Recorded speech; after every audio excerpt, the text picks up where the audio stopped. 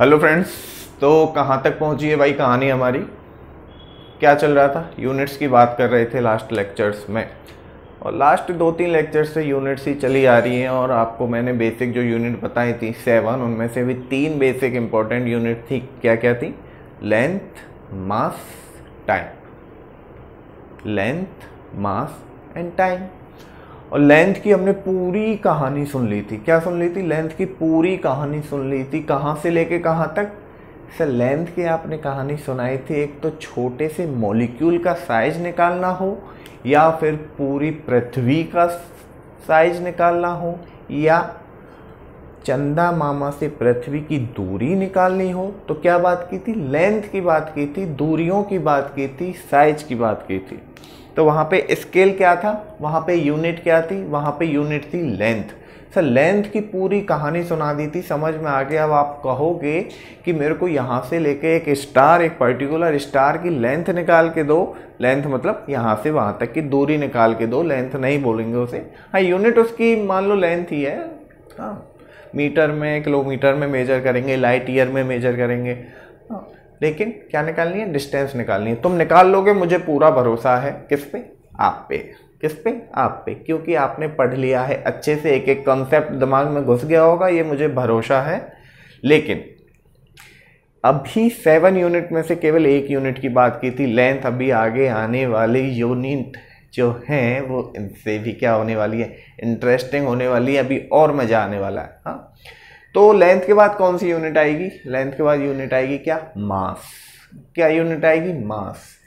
तो मास को रिलेट करके बताओ किससे? पिछली वाली यूनिट से, जो क्या थी? लेंथ थी, जो डिस्टेंस बताती थी किसके बीच में? किसी के भी बीच में। पैरालेक्स मेथड भी पढ़ लिया था। अब सर ठीक है, आपने डिस्टेंस निकालना बता दिया था, अब ये बताओ पृथ्वी का मास कितना है? चंदा मामा का मास कितना है? हाँ, इस ऑब्जेक्ट का मास कितना है? मेरा खुद का मास कितना है? तो मास बताना है। क्या मास बताना है कि क्या मास होगा किसी पर्टिकुलर ऑब्जेक्ट का।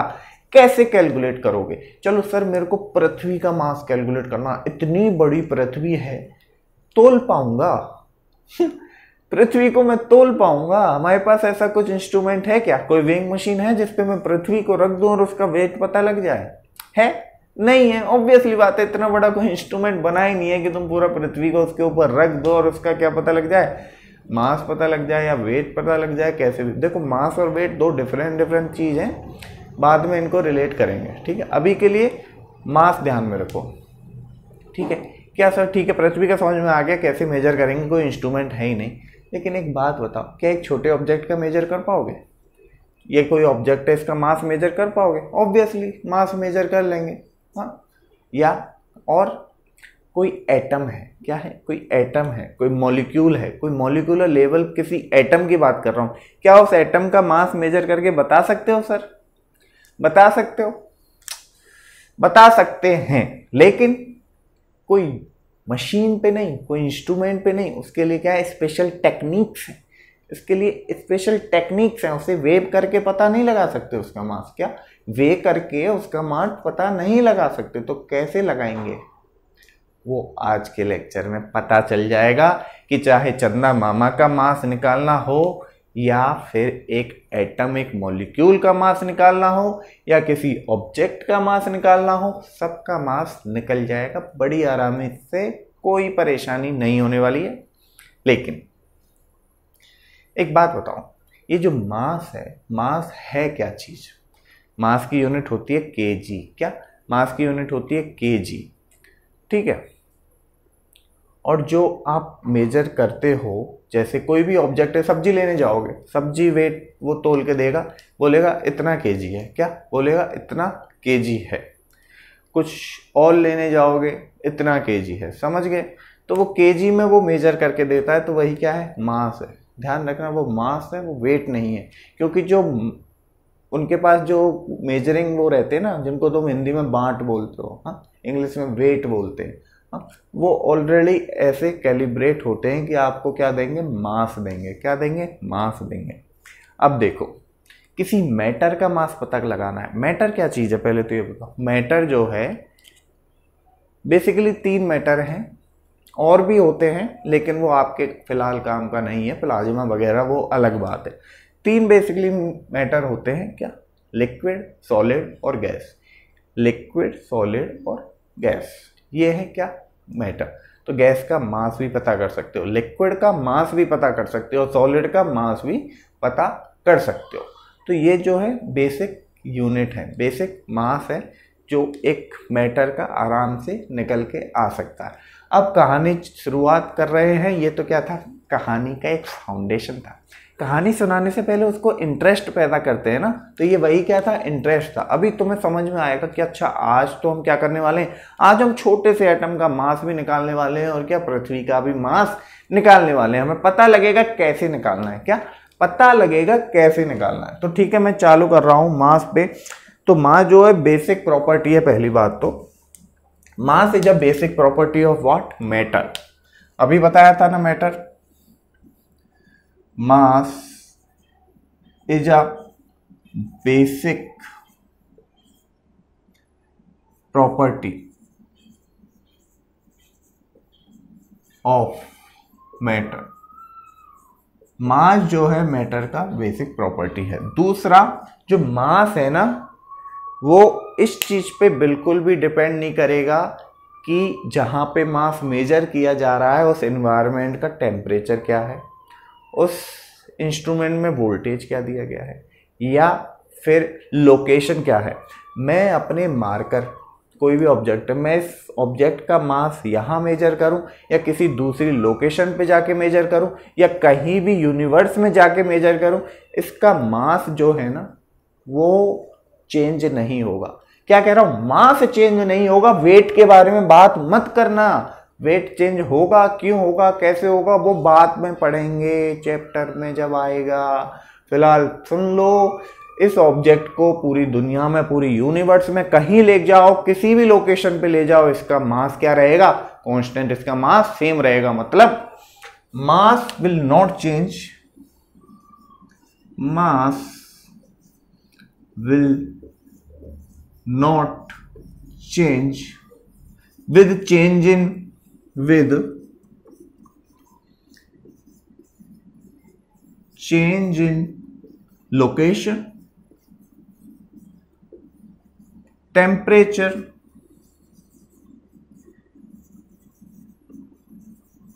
etc। लोकेशन, टेम्परेचर, ये सब पैरामीटर चेंज कर लो, मास में कोई फर्क नहीं पड़ने वाला, वो एकदम ढीठ है। क्या है, एकदम ढीठ है। ढीठ का मतलब पता है ना, बताया था, हाँ वही। तो मास में कोई फर्क नहीं पड़ेगा, कहीं भी ले जाओ किसी भी ऑब्जेक्ट को, उसका मास वही रहने वाला है, ठीक है। दूसरा, ये मास की बात हो गई। अब जब ये जो मास की बात हुई वो किसके लिए बात हुई, मैटर के लिए। और बेसिकली मास को जब आप मेजर करते हो, किस में मेजर करते हो, केजी, किलोग्राम। दूध लेने जाओगे लीटर में मेजर करोगे, वो क्या है, वो लीटर है। अगर वहां से मास निकालना है तो क्या करोगे, पहले डेंसिटी चाहिए, वो डेंसिटी पे अभी मत जाओ, बाद में बात करेंगे, ठीक है। तो मास को जनरली केजी में मेजर किया जाता है। सब्जी लेने जाओ, कुछ भी लेने जाओ, केजी में बता देते हैं, ठीक है। लेकिन सर एक बात बताओ, अगर मैं एक एटम की बात करूं, एक मॉलिक्यूल की बात करूं, क्या मैं बोल सकता हूं कि इस मॉलिक्यूल का जो मास है वो इतने केजी है, इतने किलो है, बोल सकता हूं क्या, नहीं बोल सकता। ऑब्वियसली बात है। तो केजी किसके लिए डिफाइंड है, केजी बड़े ऑब्जेक्ट के लिए डिफाइंड है, जहां पे केजी जो है एक्यूरेटली मेजर कर पाता है कि नहीं।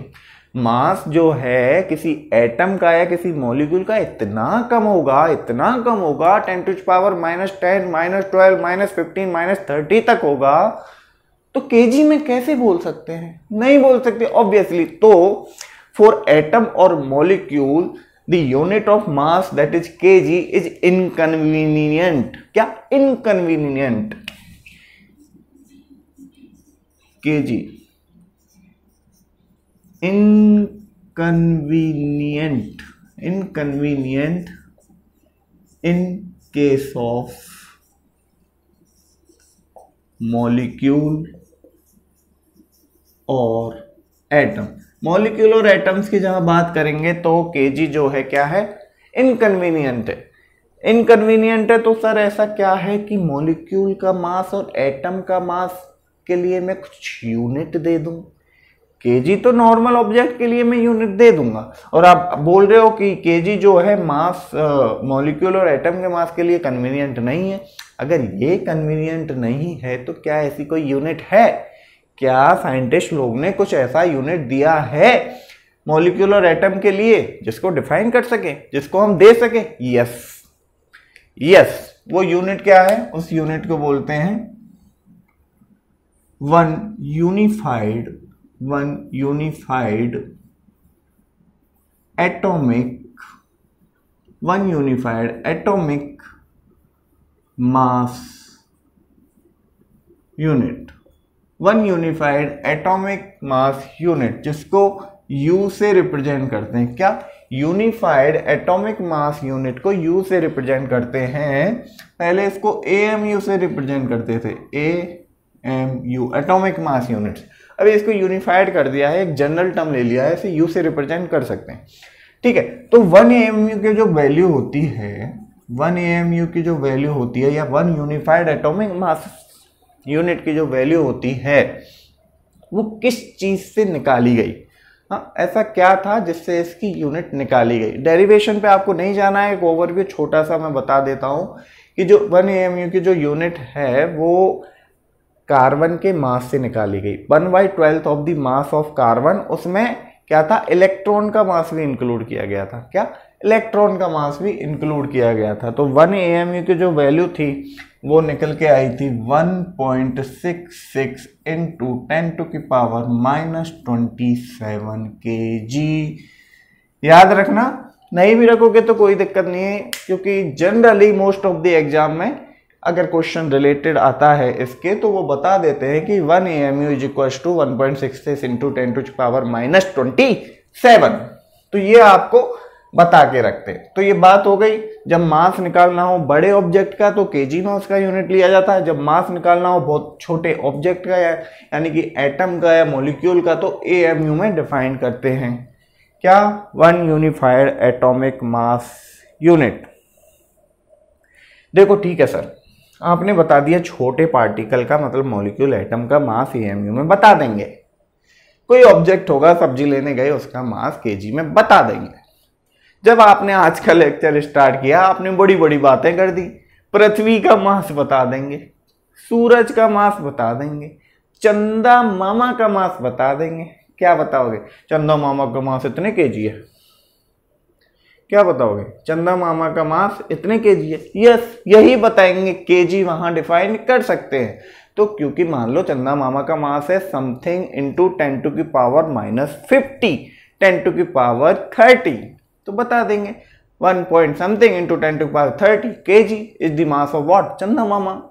समझ गए? ठीक है, निकाल लोगे। लेकिन सर मेथड तो बताया नहीं। इनका मेथड मैं समझ गया, इसका मेथड भी मैं समझ गया। पृथ्वी चंदा का मास निकालना, उसका मेथड क्या है, कैसे निकालेंगे? निकालेंगे from Newton's law of gravitational. To find mass of moon or stars we need what? Newton's law of gravitation। Newton's law of gravitation. Sir ये क्या होता है? ये तो आपने पढ़ाया नहीं है। हाँ मुझे पता है, मैंने नहीं पढ़ाया। चैप्टर 8 में आएगा न्यूटन्स लॉ ऑफ ग्रेविटेशन, आएगा चैप्टर 8 में तो नहीं, जल्दी आ जाएगा। तो वहां पे इस न्यूटन्स लॉ ऑफ ग्रेविटेशन की बात करेंगे और वहां पे हम आपको निकाल के भी बताएंगे मून और स्टार्स का मास, गैलेक्सी का मास। तो वहां पे आपको इसके बारे में पता लग जाएगा। अभी के लिए पचा लो कैसे निकालेंगे, न्यूटन्स लॉ ऑफ ग्रेविटेशन से निकालेंगे। समझ गए? छोटे ऑब्जेक्ट का मास निकल सकता है, एटॉमिक मास निकल सकता है किसी एकदम मॉलिक्यूल का, छोटे वाले का, हाँ जो इस रेंज में हो, इससे भी कम रेंज में हो, और स्टार्स का, गैलेक्सीज का, मून का, पृथ्वी का, चंद्रमा का, सबका मास निकल सकता है किससे? न्यूटन्स लॉ ऑफ ग्रेविटेशन से। किससे? न्यूटन्स लॉ ऑफ ग्रेविटेशन से। अच्छा ठीक है, ये आपने शायद ये तो बता दिया था कि इसकी यूनिट क्या है, आपने ये नहीं बताया था कि कैलकुलेट कैसे करेंगे। मेथड क्या है इसका? मेथड है, इंस्ट्रूमेंट आते हैं, कुछ पर्टिकुलर इंस्ट्रूमेंट हैं जो स्मॉल पार्टिकल्स का मास बता सकते हैं। उन इंस्ट्रूमेंट को क्या बोलते हैं? Mass spectroscope. क्या बोलते हैं? Mass spectroscope. ठीक है। To find mass of tiny particle. क्या? टिनी मतलब बहुत छोटे। Mass of tiny particle, what we can use? Mass spectroscope. What? Mass spectroscope. ये क्या चीज होती है सर? मास स्पेक्ट्रोस्कोप। देखो, मास से पता चल रहा है, मास कैलकुलेट कर सकते हैं। ठीक है। इसमें क्या होता है, जिस पार्टिकल का आपको मास कैलकुलेट करना है वो इलेक्ट्रिक मैग्नेटिक फील्ड में क्या करता है? वाइब्रेशंस करता है, मूव करता है, जिसकी वजह से एक ट्रेजेक्ट्री बनती है। जिसकी वजह से क्या बनती है? ट्रेजेक्ट्री बनती है, एक पाथ बनता है। जो भी ट्रेजेक्ट्री है, सर्कुलर या जो भी, जो उसका जो रेडियस होता है, उस ट्रेजेक्ट्री का वो रेडियस जो है मास के प्रोपोर्शनल होता है। सर बोलोगे कुछ समझ में नहीं आया क्या? अब बोलोगे तुम्हें कुछ समझ में नहीं आया, मुझे पता है तुम्हें कुछ समझ में नहीं आया, क्या बोल दिया। ये तुम्हें समझने की जरूरत भी नहीं है, लेबोरेटरी स्केल की बात है। बस अगर कोई पूछ ले कि मास ऑफ टिनी पार्टिकल्स का कैसे निकलेंगे तो बता देना मास स्पेक्ट्रोस्कोप से निकालेंगे। कैसे निकालेंगे थोड़ा सा दोबारा बता रहा हूं। मास स्पेक्ट्रोस्कोप में क्या होता है, जो आपके पार्टिकल है जिसका मास निकालना होता है वो एक पर्टिकुलर ट्रेजेक्ट्री में मूव करता है। मान लो वो क्या है? ये ट्रेजेक्ट्री है। क्या? जिस पार्टिकल का मास निकालना है वो इस ट्रेजेक्ट्री में मूव कर रहा है। क्या?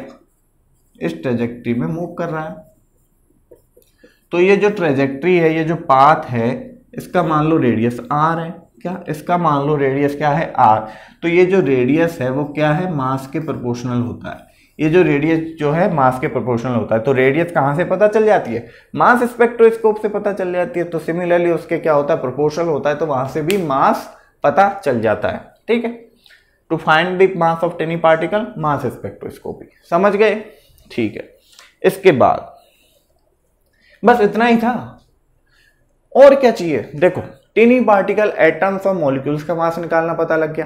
पृथ्वी चंद्रमा मामा का मास निकालना पता लग गया। तीसरा कोई भी ऑब्जेक्ट है उसका मास निकालना पता लग गया। बस यही मास है, और तो कुछ हो ही नहीं सकता। एक इंटरमीडिएट कुछ ऐसा ऑब्जेक्ट हो सकता है, या बहुत छोटा सूक्ष्म ऑब्जेक्ट हो सकता है, या बहुत बड़ा ऑब्जेक्ट हो सकता है, और तो कुछ हो नहीं सकता। इन तीनों चीजों का मास कैसे निकलेगा ये पता लग गया। क्या? ये पता लग गया। अब तो सर कुछ छोड़ा ही नहीं, अब तो कुछ भी आ जाए मास में निकाल दूंगा। क्या? अब तो कुछ भी आ जाए मास में निकाल दूंगा। लेकिन ये थी क्या? थ्योरी। इस पे जब न्यूमेरिकल करेंगे ना तब ज्यादा समझ में आएगा। न्यूमेरिकल अलग से कराए जाएंगे, डोंट वरी। अभी के लिए थ्योरी पचा लो। क्या कर लो? अभी के लिए थ्योरी पचा लो। ये मुझे पता है तुम्हें समझ में तो आ गया है। ठीक है, क्योंकि इसमें कुछ रॉकेट साइंस था नहीं, और वैसे भी मैंने आज तो ठीक ठाक लिख दिया है। कंप्लेंट आ रही थी कि सर हैंडराइटिंग सुधारो। कोशिश तो कर रहा हूं मैं पूरी। उम्मीद है जल्दी सुधर जाएगी। क्या? जल्दी ही सुधर जाएगी। इसके बाद सर ठीक है, जो बेसिक यूनिट थी जिसमें लेंथ, मास और टाइम था, उसमें आपने स्टार्टिंग में 2-3 लेक्चर में पूरा लेंथ समझाया अच्छे से। आज छोटा सा मास के बारे में समझा दिया, क्योंकि मास की कहानी इतनी थी। अब एक नई कहानी पे जा रहे हैं जो कि है टाइम। क्या? एक नई कहानी पे जाएंगे जो है क्या? टाइम। अब करना है अपन को टाइम मेजर। क्या करना है? टाइम मेजर करना है। क्या करना है? टाइम मेजर करना है। बताओ, मैं अभी यहां खड़ा हूं, मैं भाग के वहां पहुंच गया, कितनी देर में पहुंचा कैसे पता लगेगा? कितनी देर में पहुंचा कैसे पता लगेगा? मेरे को बताओ। अरे क्या सर सिली क्वेश्चन पूछ रहा हूं। ऐसे मैंने स्टॉप वॉच लगाई, जब आप भागे मैंने इस पे दबाया, वहां पहुंचे, मैंने दोबारा दबाया, उसमें पता लग गया कि इतने सेकंड में आप यहां से वहां पहुंच गए। उसमें पता लग गया इतने सेकंड में आप वहां से वहां पहुंच गए। सही बात। आपका आंसर 100% 100% सत्य है। लेकिन ये जो घड़ी है ना, ये घड़ी का क्या कंसेप्ट है? ये घड़ी का कंसेप्ट बना कहां से? ये घड़ी आई कहां से? किसने इस घड़ी को बनाया? किसको पता चला? ये सेकंड, मिनट कैसे डिफाइन किया गया है? किसने डिफाइन किया गया है? किस आधार पे डिपेंड किया गया है? वही बात करेंगे इस टाइम में। क्या? इस टाइम में वही बात करेंगे, सिंपल बात नहीं करने वाले हैं, लंबी लंबी ऊंची ऊंची चौड़ी चौड़ी बात करेंगे।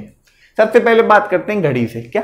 घड़ी से सिंपल सा था, अभी अभी बताया कि टाइम देखना है, to measure the time, to measure the time क्या क्या चाहिए? क्लॉक चाहिए। सिंपल, क्या चाहिए? Clock, CLOCK। क्या चाहिए? क्लॉक चाहिए। घड़ी सबको पता है। क्लॉक का कंसेप्ट आया कहां से? देखो, साइंटिस्ट लोगों ने इतना दिमाग लगाया है इस क्लॉक को बनाने में, इतना दिमाग लगाया है कि मेरा भी दिमाग घूम गया जब मैं इस चीज के बारे में पढ़ रहा था। ठीक है, उन्होंने क्या किया,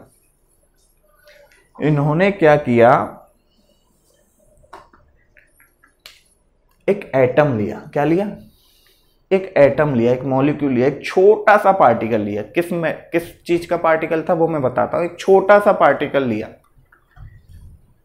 और उसे, इस क्लॉक को क्या बोला? इस क्लॉक में जो हमें टाइम दिख रहा है उसको क्या बोला? Atomic standard time. क्या बोला? एटॉमिक स्टैंडर्ड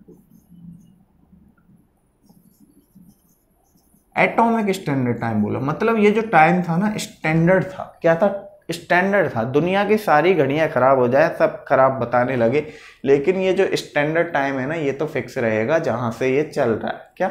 जहां से ये चल रहा है, जहां से फिक्स किया गया है। और किसके बेस पे फिक्स किया गया है? एटम्स के बेस पे। वो सर एटम क्या था? ये कैसे इन्होंने एटॉमिक स्टैंडर्ड टाइम निकाला? देखो, उन्होंने क्या किया, एक एटम लिया। क्या किया? एक एटम लिया। क्या मटेरियल क्या था सर? सब्सटेंस क्या था? वो एटम क्या था? वो मटेरियल था सीजियम। क्या था? सीजियम। वो मटेरियल था सीजियम। उन्होंने लिया क्या? सीजियम। और इस एटम के आधार पे एटॉमिक स्टैंडर्ड टाइम निकाला। कैसे निकाला? कि भाई देखो, ऐसा है, कोई भी मेटल है, कोई भी एटम है, उसका तुम्हें अगर वाइब्रेशन निकालना है, क्या वाइब्रेशंस निकालने हैं, तो क्या करो, इसका जो ग्राउंड स्टेट है, सीजियम का ग्राउंड स्टेट है, उसके लेवल में, वो बहुत ही स्मूथ था, एकदम प्लेन, उसके लेवल में जो इसके एटॉमिक वाइब्रेशंस होते हैं, क्या एटॉमिक वाइब्रेशंस होते हैं, उनको मेजर किया। क्या किया? उनको मेजर किया। उस मेजरमेंट के आधार पे ये एटॉमिक टाइम निकाला गया, जिसको एटॉमिक क्लॉक भी बोला गया। क्या बोला गया? इस सीजियम एटम के वाइब्रेशंस के आधार पे, वो एक्सपेरिमेंट क्या था उस पर ध्यान मत दो, मैं जो बोल रहा हूं उसको सुनो।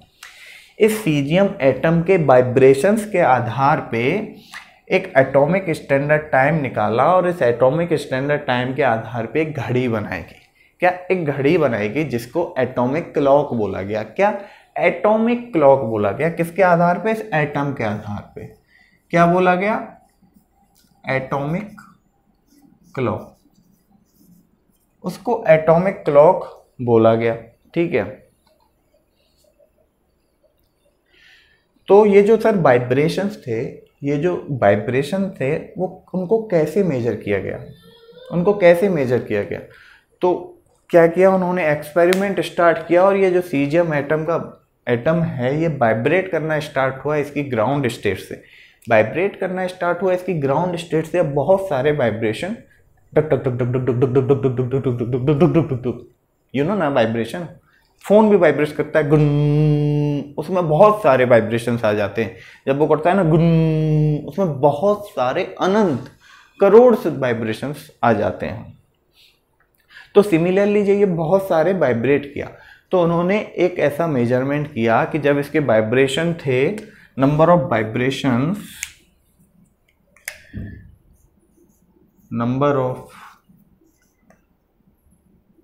वाइब्रेशन, देखो ये जो चीज मैं बता रहा हूं ना, ये आपके किसी एग्जाम में नहीं आने वाली है। पहली बात तो ये आपकी जनरल नॉलेज के लिए बता रहा हूँ, आपका बेस बनाने के लिए बता रहा हूँ, नहीं तो मैं इसको स्किप करके डायरेक्ट क्वेश्चन आंसर पे चला जाता, और इसकी आपको जरूरत भी नहीं है। 1% सुन लो, लेकिन कोई पूछ ले, आपका कम से कम बैकग्राउंड तो क्लियर होना चाहिए कि ये चीजें आई कहाँ से। इसलिए एक एक चीज डिटेल में बता रहा हूँ, सुनते चलो। लिखना है तो लिख लो, नहीं लिखना कोई बात नहीं, नोट्स में दे दूंगा। बस क्या करो, सुनते चलो, ठीक है। तो नंबर ऑफ वाइब्रेशंस जो थे ना, वो मान लो आए अराउंड 1.19 इंटू 10⁹9। ये इतने सारे वाइब्रेशंस थे, इतने सारे वाइब्रेशंस को उन्होंने कंसीडर किया क्या 1 सेकेंड। इतने सारे वाइब्रेशन 9.19 इंटू 10⁹9 वाइब्रेशन को जस्ट कंसीडर किया 1 सेकेंड। तो सोचो 1 सेकेंड के अंदर कितने पार्ट हो गए, कितना वाइब्रेशन हो गए जस्ट इन 1 सेकेंड। क्या किया? 1 सेकेंड मेजर किया। क्या किया? 1 सेकेंड मेजर किया। तो इस 1 सेकेंड के अंदर इतने सारे वाइब्रेशंस हो गए, ठीक है। और उसको क्या मान लिया? 1 सेकेंड मान लिया। सिमिलरली अब बहुत सारे वाइब्रेशंस के आधार पे फर्स्टली सेकेंड निकाला, फिर मिनट पे आए, फिर आवर पे आए। तो ऐसे क्या हो गया? घड़ी का निर्माण हो गया। क्या? क्लॉक बना दिया। उस क्लॉक को क्या बोला था? एटॉमिक क्लॉक बोला था। तो दुनिया भर में, चलो दुनिया भर की बात छोड़ो, वैसे दुनिया भर में इसी से चल रहा है सिस्टम, एटॉमिक क्लॉक से। पूरी दुनिया में बहुत सारी जगह ये एटॉमिक क्लॉक बनी हुई है। स्टैंडर्ड है ना ये, तो ये स्टैंडर्ड है। इंडिया में भी नेशनल फिजिकल लेबोरेटरी नाम की एक लैब है नई दिल्ली में। क्या? National physical laboratory, national physical laboratory NPL, new Delhi. कहां पे है ये? न्यू दिल्ली। तो ये जो लैब है नेशनल फिजिकल लेबोरेटरी, इनके पास है क्या? Atomic clock. तो पूरे इंडिया का जो क्या है, पूरे इंडिया का जो टाइम है वो यहीं से कंट्रोल होता है। क्या? यहीं से कंट्रोल होता है। और ये इतनी एक्यूरेट है ना ये क्लॉक, ये एटॉमिक क्लॉक इतनी एक्यूरेट है, इतनी, मतलब मैं क्या बताऊं, इतनी ज़्यादा एक्यूरेट है कि गड़बड़ होती ही नहीं है, एरर है ही नहीं बिल्कुल। एरर है कितनी? ना के बराबर। कितनी? ना के बराबर। समुद्र में एक बूंद के बराबर एरर है। एरर का मतलब इधर उधर हो जाना, 19-20 हो जाना, समझ रहे हो? तो समुद्र में एक बूंद के बराबर एरर है। तो national physical laboratory new Delhi में ये क्या है? ये बना हुआ है। तो एरर जो इसका कंसीडर किया जाता है, एरर जो इसका है ±1.15 अराउंड 1 ले लो उसको, चलो अप्रोक्सीमेटली 1 इंटू 10⁻⁻15। ओ माई गॉड, 1 इंटू 10⁻⁻15 इतना एरर हो सकता है प्लस माइनस में। -15 का मतलब समझ रहे हो तुम? 0.000000001। कितना जीरो? 15 बार जीरो आया जब 1। तो इतना छोटा सा पार्ट क्या है? एरर है। अगर होगा तो ये एरर हो सकता है। तो भाई जो टाइम है atomic standard time, atomic clock के आधार पर सीजीएम से निकाला गया था, एटॉमिक वाइब्रेशंस के आधार पर। और वो घड़ी जो है इंडिया में कहाँ पे है? National physical laboratory new Delhi में है, NPL। और उसका जो एरर हो सकता है वो ±1 इंटू 10⁻⁻15 हो सकता है, इससे ज़्यादा नहीं होगा। और एक कितना कम एरर है तो मान लो बहुत ज़्यादा एक्यूरेट है। तो इंडिया का, पूरी दुनिया का जो टाइम टेबल चल रहा है, जो टाइम चल रहा है, जो घड़ियाँ चल रही हैं, जो क्लॉक चल रहा है, वो किस आधार पे है? एटॉमिक क्लॉक के आधार पर है, जो सीजीएम के वाइब्रेशन से निकाला गया था। सीजीएम के वाइब्रेशन से निकाला गया था, ठीक है। तो इसमें अगर घड़ी में थोड़ा बहुत भी क्या होता है? एरर होता है ना, ऊंचे नीचे होता है, तो वो कितना हो सकता है? ज़्यादा से ज़्यादा 32 माइक्रोसेकेंड इन 1 ईयर। कितना? 32 माइक्रोसेकेंड। समझ रहे हो? माइक्रोसेकेंड 1 सेकेंड भी नहीं है, 32 माइक्रोसेकेंड। माइक्रोसेकेंड मतलब 10⁻⁻6। 10⁻⁻6 32 इंटू 10⁻⁻6 सेकेंड। सेकेंड ऑलरेडी इतना छोटा, उसका भी कौन सा पार्ट? 10⁻⁻6 पार्ट। इतना सा एरर हो सकता है 1 साल के अंदर अगर होगा तो। समझ गए? इस किस में? एटॉमिक क्लॉक में। तो ये सारी जो घड़ियां चल रही हैं दुनिया भर में किस आधार पे चल रही हैं? एटॉमिक क्लॉक के आधार पर चल रही हैं। दिल्ली में कहाँ पे है ये? National physical laboratory new Delhi. समझ गए? इतने काम की बात थी। सर अभी आपने एरर की बात की थी, एरर की बात की थी, एक्यूरेसी की बात की थी। ये एरर एक्यूरेसी ये क्या चीज़ है? एरर एक्यूरेसी ये क्या चीज़ है? देखो जब कोई आप मेजरमेंट करते हो, जब कोई आप मेजरमेंट करते हो, पहली बात तो ये है कि उसकी कुछ ना कुछ फिक्स वैल्यू होगी। जैसे 1 किलो क्या लेने गए, सब्जी लेने गए, और वो बाट होता है ना, बाट वेट बोलते हैं उसे, तो वो बाट जो है वो क्या है, इंडियन स्टैंडर्ड वेट की आधार पे डिजाइन किया गया है, वो एकदम एक्यूरेट है। क्या अगर उन्होंने कुछ गड़बड़ नहीं किया है, आजकल गड़बड़ करते हैं सबको पता है ना, तो उस गड़बड़ की छोड़ दो, मैं कह रहा हूँ मान लो वो एकदम एक्यूरेट है। तो क्या तुम जब सब्जी मेजर कर रहे हो या कुछ भी चीज मेजर कर रहे हो उस वाट से, तो क्या तुम ये श्योरिटी दे सकते हो या कोई भी ये श्योरिटी दे सकता है कि जितना इसका मास है उतना ही मैंने जो आइटम लिया उसका मास है? कितना भी अच्छा मेजरमेंट कर लो, उसमें थोड़ा सा क्या, थोड़ा सा एरर तो रहेगा। एरर मतलब कुछ तो गड़बड़ रहेगी, थोड़ा 19-20 तो रहेगा। मान लो 1 किलो तुमने लिया, 1 किलो तुम्हें चाहिए, उन्होंने 1 किलो से नापा, लेकिन हो सकता है तुम्हें कितना मिला हो, 999.999 ग्राम या 1.00001 kg। तो ये जो ऊपर नीचे थोड़ा सा हो रहा है ना, इसको क्या बोलते हैं, एरर होता है। क्या बोलते हैं, एरर में होता है। किसकी वजह से होता है एरर, क्यों होता है, कितने टाइप के एरर होते हैं, सब पढ़ने वाले अभी बताऊंगा। क्या करूंगा, अभी बताऊंगा 5 मिनट में, ठीक है। तो अभी बात करेंगे accuracy, precision of instrument and error in measurement. किसकी बात करेंगे, एक्यूरेसी, प्रिसीजन एंड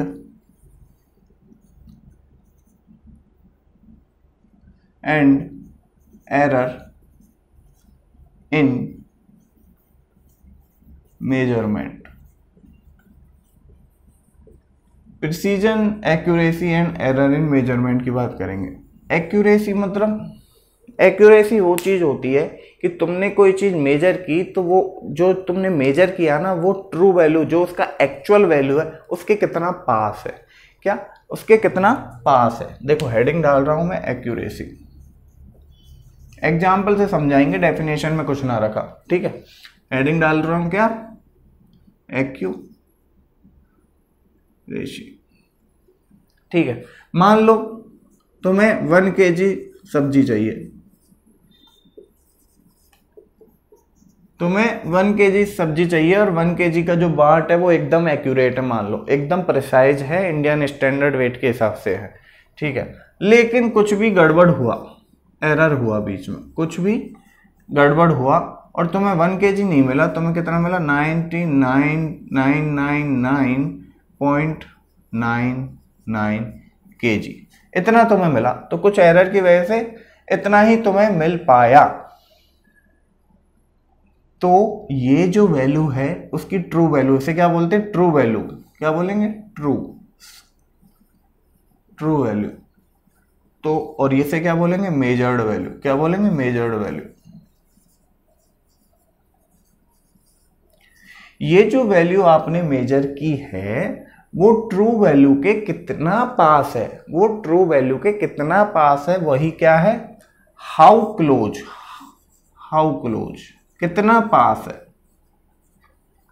वही क्या है, एक्यूरेसी। वही क्या है, एक्यूरेसी। जितना पास ये मेजर्ड वैल्यू होगा ट्रू वैल्यू के है, वो मेजरमेंट उतना ही एक्यूरेट होगा। समझ गए, एक्यूरेसी। दूसरा वर्ड है प्रेसीजन। क्या, प्रेसीजन का मतलब ये है, देखो ये तो रहा एक्यूरेसी, प्रिसीजन का। और ये जो मेजरमेंट किया है, मान लो इसका जो रिजोल्यूशन फैक्टर था, रिजोल्यूशन फैक्टर जो था वो मान लो 0.1 ग्राम था। क्या था, 0.1 ग्राम। रिजोल्यूशन फैक्टर मतलब वो होता है कि कितना अच्छे से तुम उसको मेजर कर पाओ, इतने रिजोल्यूशन से, मतलब कि 2 पार्टिकल को कितना रिजोल्व कर सको, कितना डिस्टेंस देख सको, तो ये रिजोल्यूशन फैक्टर बोलते हैं उसे। 0.1 ग्राम था, मान लिया कि 0.1 ग्राम कम से कम वो एक्यूरेटली मेजर कर सकता है ये इंस्ट्रूमेंट। इसके केस में, प्रेसीजन के केस में अगर बात करें, मान लो किसी दूसरे इंस्ट्रूमेंट से मेजर किया और उसका जो रिजोल्यूशन फैक्टर था, वो क्या था, 0.001 ग्राम था। मतलब कि ये बहुत ज़्यादा एक्यूरेसी के साथ मेजरमेंट कर सकता है। तो सिमिलरली 1 kg आइटम लिया, उसमें कुछ एरर निकला जब तुमने उसको मेजरमेंट किया, और वो एरर की वजह से तुम्हारा जो वेट आया मेजर करने के बाद वो आया 999 kg। वो क्या आया? 999 kg। तो देखो 1 kg ओरिजिनल था, मेजर्ड वैल्यू आई 999, मतलब फर्क काफ़ी आ गया। Sorry, this is not KG, this is gram. तो फर्क काफ़ी आ गया, मतलब 1 ग्राम का फर्क आ गया। इसके केस में क्या है, 1 ग्राम का फर्क नहीं आया, इसके केस में कितना 0.01 ग्राम का फर्क आया था, मतलब ये बहुत ज़्यादा क्लोज थे, इसलिए इसकी एक्यूरेसी अच्छी थी। इसके केस में जो एरर है वो 1 ग्राम आ गया, मतलब बहुत क्लोज नहीं है, तो इसकी एक्यूरेसी तो कम है। इससे इसकी एक्यूरेसी तो कम है, लेकिन इसका प्रेसीजन इससे ज़्यादा है। कैसे? क्योंकि यहाँ पे जो रिजोल्यूशन था वो 0.1 ग्राम था, 0.1 ग्राम एक्यूरेसी के साथ ये मेजरमेंट करता है, लेकिन इसका यहाँ रिजोल्यूशन जो है 0.001 ग्राम, 0.001 ग्राम की एक्यूरेसी के साथ ये मेजरमेंट करता है।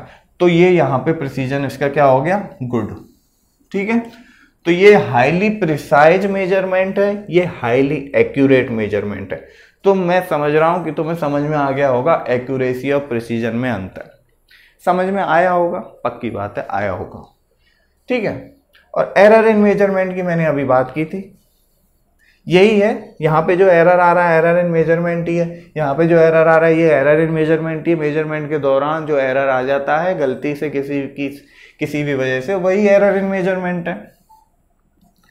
क्या है? वही एरर इन मेजरमेंट,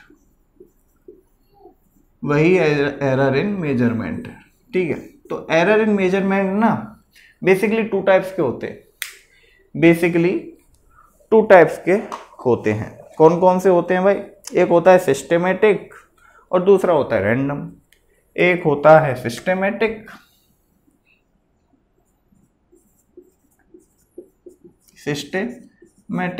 तो ये सिस्टेमेटिक मेजरमेंट क्या है सर? सिस्टेमेटिक मेजरमेंट वो है जो फ्रीक्वेंटली होते रहते हैं, मतलब ये होंगे ही। अगर वो एरर है जो इसका कॉज है, जिसकी वजह से ये हो रहा है, तो ये होते रहते हैं। क्या होते रहते हैं? तो ये कैसे होते रहते हैं सिस्टेमेटिक मेजरमेंट, सिस्टेमेटिक एरर? या तो हो सकते हैं इंस्ट्रूमेंट की गलती की वजह से। इसका एक कारण हो सकता है बिकॉज ऑफ इंस्ट्रूमेंट। क्या? Instrument, because of instrument, instrument की गलती की वजह से। कैसे? मान लो तुमने कोई नया इंस्ट्रूमेंट खरीदा, उसका जो कैलिब्रेशन था, जो ट्रू वैल्यू से उसको कैलिब्रेट करना था, नजदीक लाना था, वो उतना अच्छा एक्यूरेट नहीं हो पाया, तो इंस्ट्रूमेंट में ही गड़बड़ है। क्या? तोलने की जो मशीन आती है ना आजकल, डिजिटल मशीन, खरीद के लाए तुम बाजार से, लेकिन वो जब खरीद के लाए तभी गड़बड़ थे उसमें। क्या? इंस्ट्रूमेंट में बाय डिफॉल्ट ही गड़बड़ आया था, उतना एक्यूरेट था ही नहीं, वो कैलिब्रेशन अच्छा से हुआ ही नहीं। तो एक तो इंस्ट्रूमेंट की गलती की वजह से जो मेजरमेंट हो जाते हैं, जो एरर आ जाते हैं, उनको क्या बोलते हैं? Systematic error. क्या बोलते हैं? Systematic error.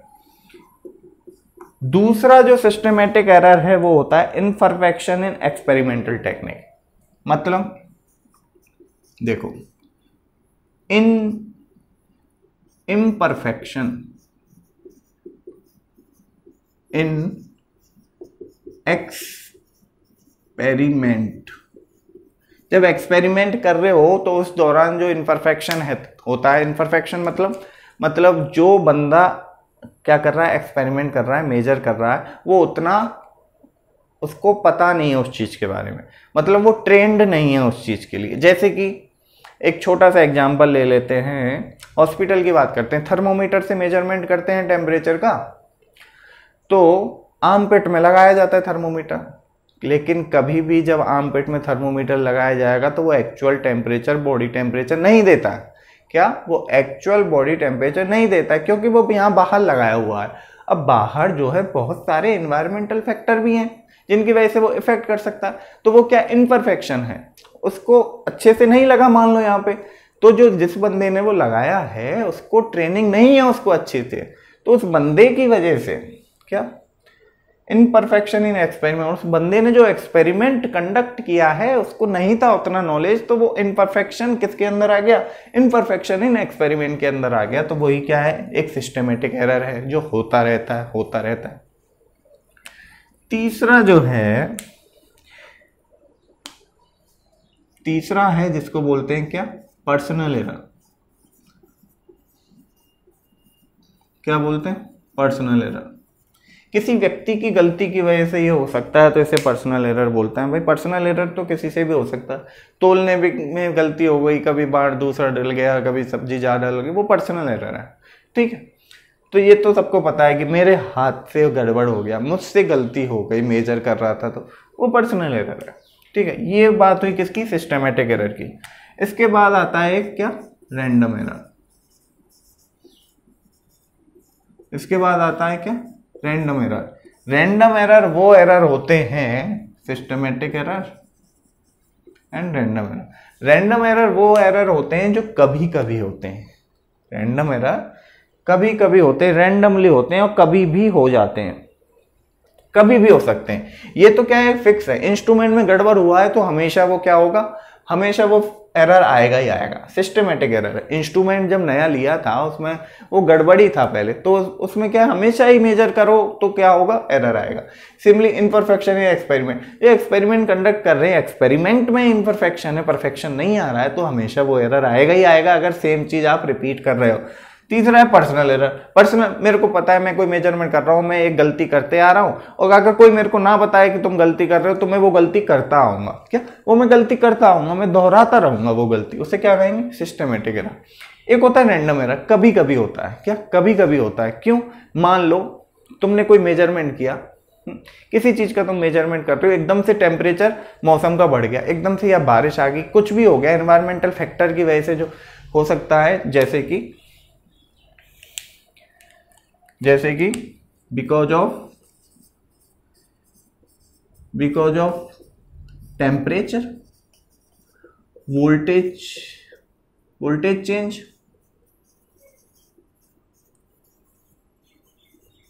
तो इन चीजों की वजह से ये फ्लक्चुएशन जो आता है ना, because of temperature, voltage change, fluctuations लिख देता हूं, फ्लक्चुएशंस। तो इन फ्लक्चुएशंस की वजह से जो एरर आता है ना उसे बोलते हैं क्या, रैंडम एरर। ठीक है, तो ये रही आपकी बात। Accuracy, precision, error of measurement की बात की थी। एक्यूरेसी समझ में आ गया था, प्रिसीजन भी समझ गए। एरर इन मेजरमेंट जो होते हैं, systematic error and random error. Error in measurement को आगे हम कंटिन्यू भी करेंगे, इसमें थोड़ा सा पार्ट बचा हुआ है जिसको अच्छे से डिटेल में समझना। अभी तो मैंने क्या ओवरव्यू दिया कि दो तरह के एरर होते हैं, सिस्टमेटिक एंड रैंडम, और कौन कौन से होते हैं आपको डिटेल में मैंने समझा भी दिया। लेकिन आगे अपन इससे रिलेटेड क्या करेंगे, क्वेश्चन करेंगे। ठीक है, तो कहानी कहाँ चल रही है, यूनिट से चली आ रही है। 7 बेसिक यूनिट सर आपने बताए थे, जिससे लेंथ, मास और टाइम जो था वो 3 बेसिक यूनिट जो थी इंपॉर्टेंट बताई थी। लेंथ में आपने डिस्टेंस निकालना बता दिया था, कितनी भी दूरी हो, कितना भी छोटा मॉलिक्यूल हो उसका डायमीटर भी निकाल सकते हैं। मास में आपने बता दिया था किसी एटम और मॉलिक्यूल का मास कैसे निकालोगे, किसी ऑब्जेक्ट का मास कैसे निकालोगे, और बड़े ऑब्जेक्ट्स पृथ्वी, चंदा मामा, इनका मास कैसे निकालोगे, ये भी आपने क्लियर कर दिया था। उसके बाद आई थी बात टाइम की। तो टाइम को आपने बताया था कि शुरुआत कहाँ से हुई थी, ये घड़ी कैसे बनाई गई थी, किसने सोचा था। हाँ, तो किस आधार पे बनाई गई है एटॉमिक क्लॉक, ये सीजियम मॉलिक्यूल, जो सीजियम एटम था उसके वाइब्रेशंस के आधार पे, काउंटिंग के आधार पे ये बनाई गई थी। उसके बाद जो मेजरमेंट जब करते हो आप किसी का, मास का या टाइम का, तो उसमें कुछ एरर रह जाता है। क्या, कुछ गलतियां हो जाती हैं, एरर रह जाता है। मेजर्ड वैल्यू और ट्रू वैल्यू के बीच में क्या एरर हो जाता है। तो उस एरर को हमने डिफाइन कर दिया था, एक्यूरेसी और प्रिसीजन के बारे में बात कर ली थी, फिर लास्ट में एरर बता दिए थे। 2 टाइप के थे जिसमें भी डिफरेंट टाइप के एरर बताए थे। ठीक है, अब कहानी यहां से चालू होगी अगले दिन, क्या, नेक्स्ट लेक्चर में। आज के लिए इतना ही।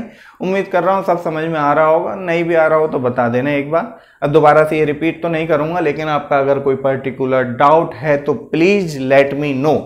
मुझे पता होना चाहिए कि जिसको मैं समझा रहा हूँ, जिस विद्यार्थियों को मैं पढ़ा रहा हूँ, जो IIT और नीट की प्रिपरेशन कर रहे हैं या फिर अपने बोर्ड एग्जाम की प्रिपरेशन कर रहे हैं, उनके दिमाग में ये चीज़ घुस रही है कि नहीं घुस रही है। मैं एकदम बेस से लेके चल रहा हूँ, फाउंडेशन है ये आपका जो चैप्टर है ना, एकदम फाउंडेशन है पूरे फिजिक्स का। इसको क्लियर कर लो, आगे की चीजें ना एकदम हवा, तुम ऐसे उड़ोगे एकदम कि सब समझ में आएगा, ये मेरी गारंटी है। ठीक है, मिलते हैं फिर नेक्स्ट लेक्चर में। आज के लिए इतना ही, चलो टाटा बाय बाय, हंसते रहो।